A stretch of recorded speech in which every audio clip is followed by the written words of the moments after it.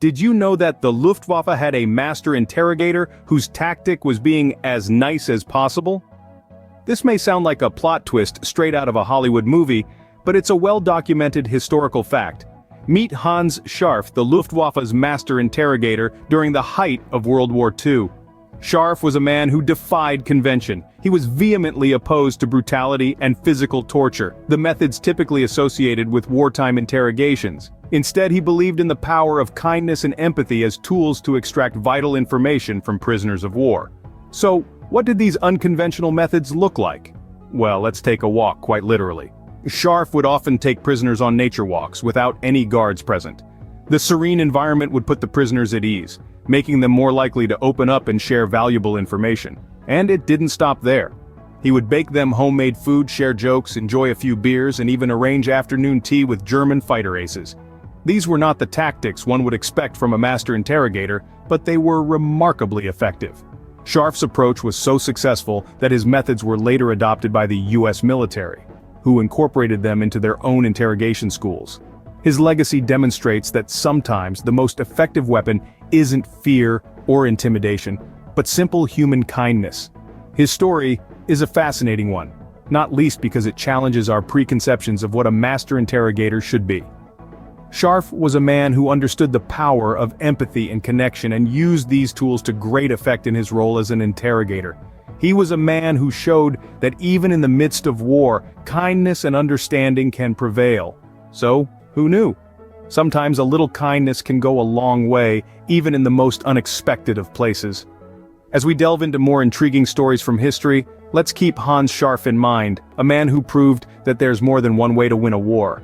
Now let's turn our attention to ancient Asia, where death by elephant was a popular form of execution. A chilling fact, wouldn't you agree? The immense size and strength of these gentle giants were harnessed in the most gruesome way imaginable. Elephants, revered for their intelligence and trainability, were utilized not only for labor and warfare, but also for capital punishment. Their trainers, known as mahouts, would command these massive beasts to carry out various forms of torture and execution.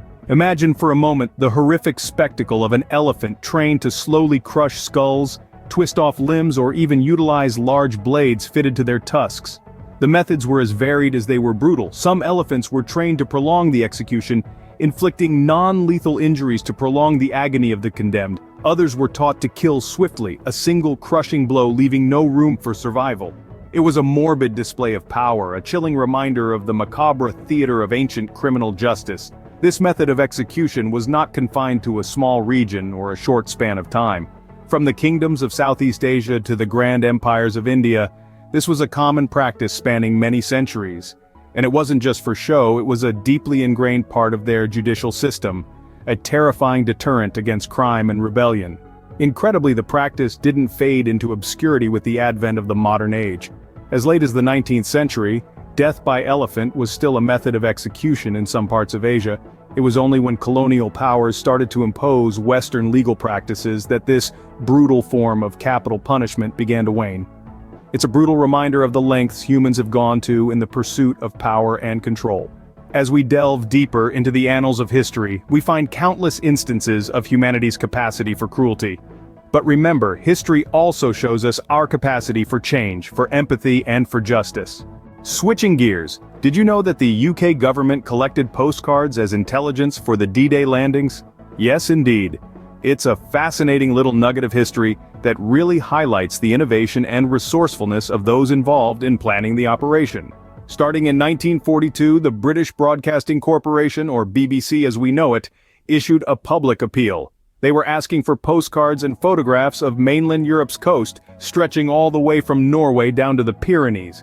It's almost hard to believe, isn't it? In an age before satellites and drones, they were using postcards to gather intelligence. Now, this wasn't some whimsical exercise or desperate act. No, it was a strategic move initiated by Lieutenant General Frederick Morgan.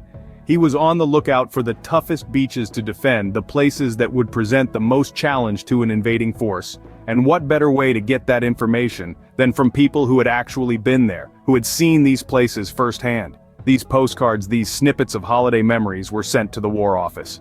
Each one was a piece of a jigsaw puzzle, a puzzle that, when completed, would reveal the most suitable location for the D-Day landings. And, as history tells us, the puzzle pointed to Normandy. And so, in a very real sense, these postcards helped shape history. They played a part in one of the most significant military operations of all time.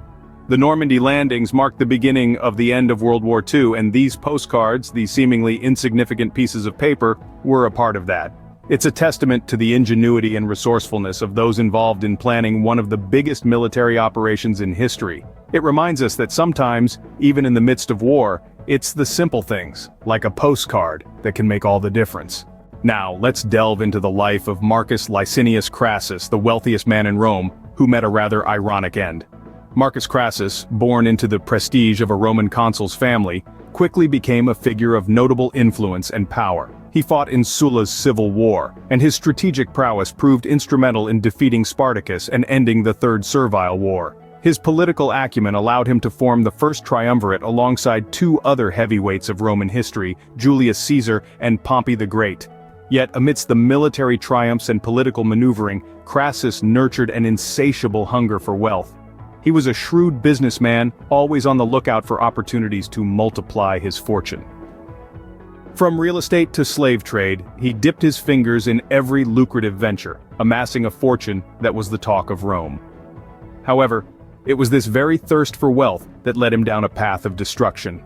In his relentless pursuit of riches, Crassus waged a war against the Parthian Empire, seeking to plunder their enormous wealth. But the Parthians were no easy adversaries. In the Battle of Carrhae, Crassus's forces were outmaneuvered and defeated. Crassus himself was captured, and the Parthians, aware of his notorious lust for gold, devised a fitting punishment. They poured molten gold down his throat, a chilling end to a man who had dedicated his life to the pursuit of wealth. This gruesome death served as a stark reminder of the fatal consequences of unbridled greed. Crassus's story is a fascinating one, not just for its historical significance, but also for the lessons it imparts. His life, marked by an incredible rise to power, and his downfall, brought about by his unquenchable thirst for wealth, serve as a timeless tale of ambition, greed, and the inevitable consequences.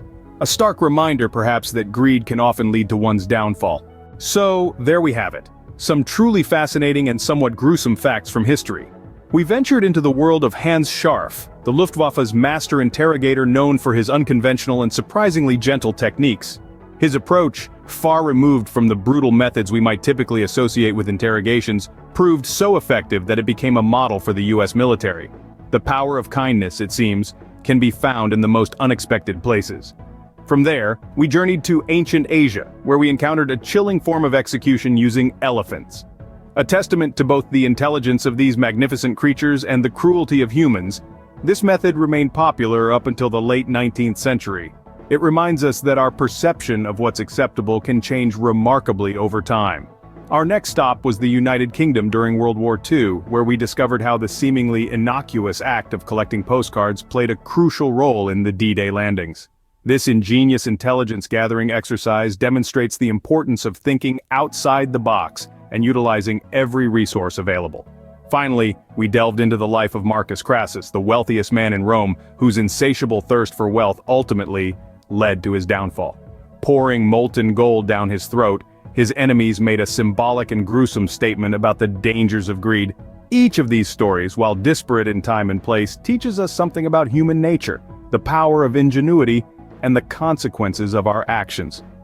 History, in all its complexity and brutality, holds a mirror up to us, forcing us to confront our own strengths and weaknesses, our capacity for kindness and cruelty, innovation and destruction. Stay curious and keep exploring. Who knows what amazing facts you'll uncover next? Speaking of which, join us in the next video where we'll be delving into the world of ancient inventions. You won't want to miss it.